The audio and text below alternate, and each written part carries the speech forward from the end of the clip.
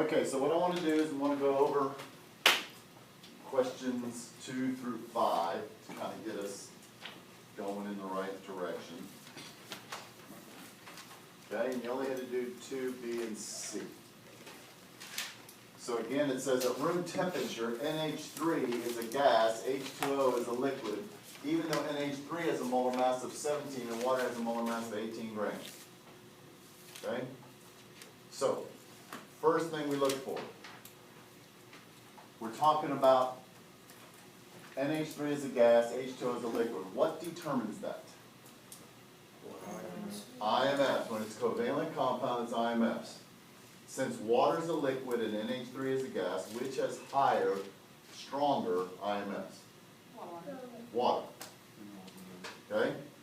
So that's the first thing that we have to, well, that's two things. We recognize that it's IMFs that determine whether it's a liquid or a gas.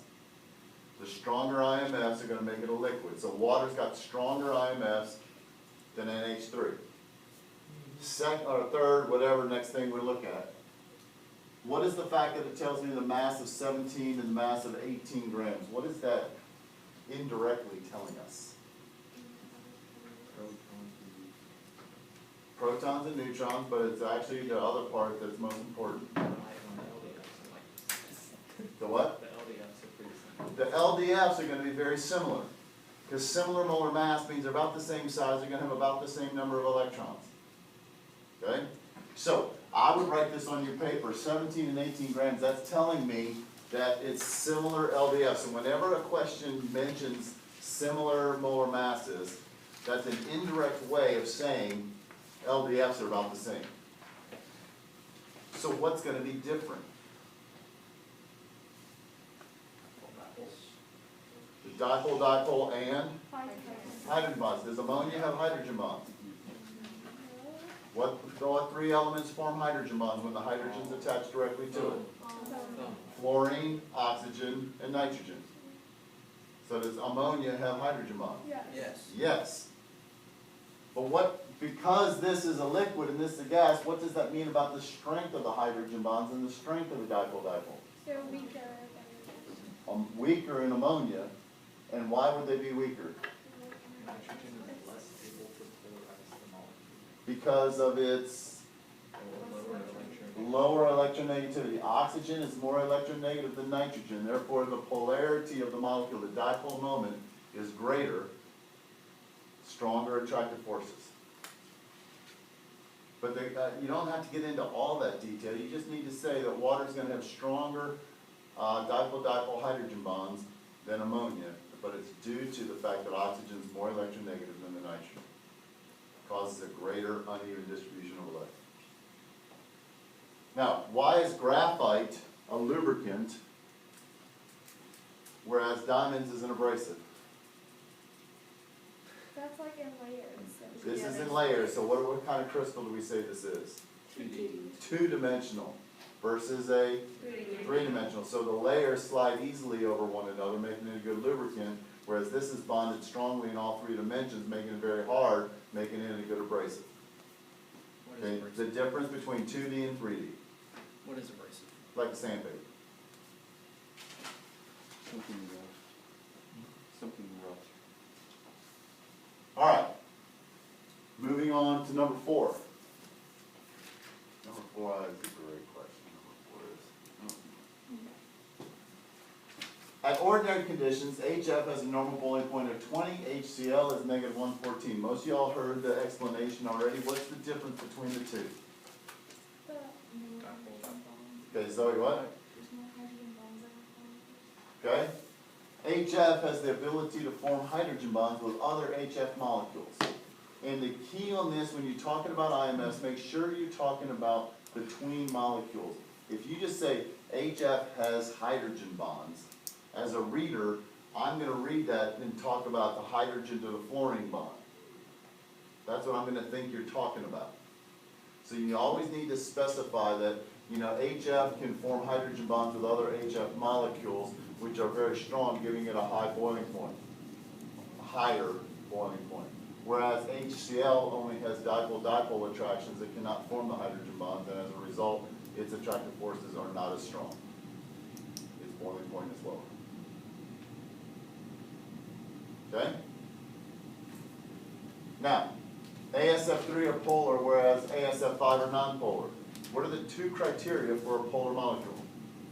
Of one polar to You gotta have a polar bond and be asymmetrical. Do these have polar bonds? Yes. Yes. Yes. So the shape, what's the shape of ASF3? Trigonal pyramidal, okay?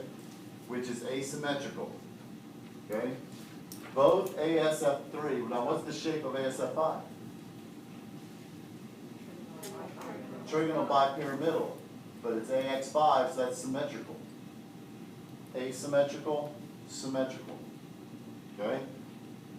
Both ASF3 and ASF5 contain polar bonds, but ASF3's asymmetrical trigonal pyramidal shape results in an uneven distribution of electrons, making it polar. ASF5 has a symmetrical trigonal bipyramidal shape, which results in an even distribution of electrons, causing it to be nonpolar.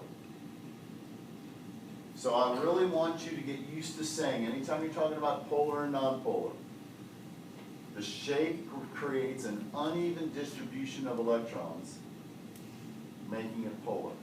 Or the shape is symmetrical, resulting in an even distribution of electrons, making it nonpolar.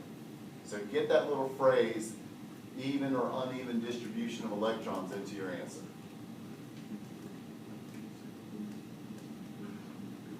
Okay, we kind of talked about this one yesterday.